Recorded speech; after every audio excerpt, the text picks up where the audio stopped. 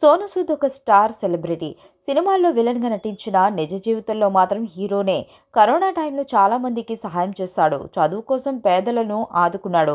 ఉపాధి కోసం ఎదురుచూస్తున్న వారికి ధన సాయం చేశాడు. ఇప్పుడు కూడా సోను సూద్ సహాయం చేస్తూనే ఉన్నాడు. ఈ మధ్య సోను సూద్ ఒక వీధి పక్కన బండి దగ్గరికి వెళ్లి అందరినీ ఆశ్చర్యపరిచాడు.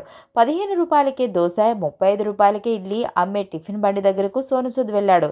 చెన్నైలో శాంతి అనే మహిళ ఒక చిన్న బండిలో ఉదయం టిఫిన్ అమ్ముతుంటుంది. సోను సూద్ చెన్నైకి వెళ్ళినప్పుడు ఆ బండి దగ్గరికి వెళ్ళాడు. అక్కడ 2 ఇడ్లీ, వడ తిన్నాడు. ₹35కే డిస్కౌంట్ ఉందా అని అడిగాడు. ఆమె వెంటనే ₹5 తగ్గించి ₹30కి ఇస్తానంది. ఈ వీడియోను సోను సూద్ షేర్ చేశాడు. శాంతి ఆంటీ బండిలో ఇడ్లీ, వడ, దోస, చట్నీ, సాంబార్ అన్నీ ఉన్నాయి చూపించాడు. ఇక్కడ అన్నీ చాలా రుచిగా ఉంటాయని సోను సూద్ చెప్పాడు. శాంతి ఆంటీ చిన్న హోటల్లో టిఫిన్ తిని సోను సూద్ ఇంకో సర్ప్రైజ్ కూడా ఇచ్చాడు. సోను సూద్ తన టీం కోసం అదే బండి దగ్గర దోసలు వేశాడు. ఆమె దగ్గర పిండి తీసుకుని దోసలు వేసి తన టీంకి ఇచ్చాడు. దోసలు కేవలం ₹15 మాత్రమే. సోను సూద్ దోసలు వేసి తన టీంకు పంపించాడు. తను తిన్న ఇడ్లీ, వడ తన టీం తిన్న దోసలకు డబ్బులు ఇచ్చాడు. సోను సూద్ రావడం వల్ల శాంతి ఆంటీ హోటల్ బాగా ఫేమస్ అయింది.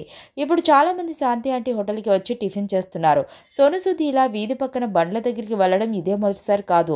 చాలాసార్లు ఇలా చేశాడు. లాస్ట్ ఇయర్ హైదరాబాద్లో కుమారి ఆంటీ బండి దగ్గరికి వెళ్ళాడు. అక్కడ చాలా రకాల వంటలు తిన్నాడు.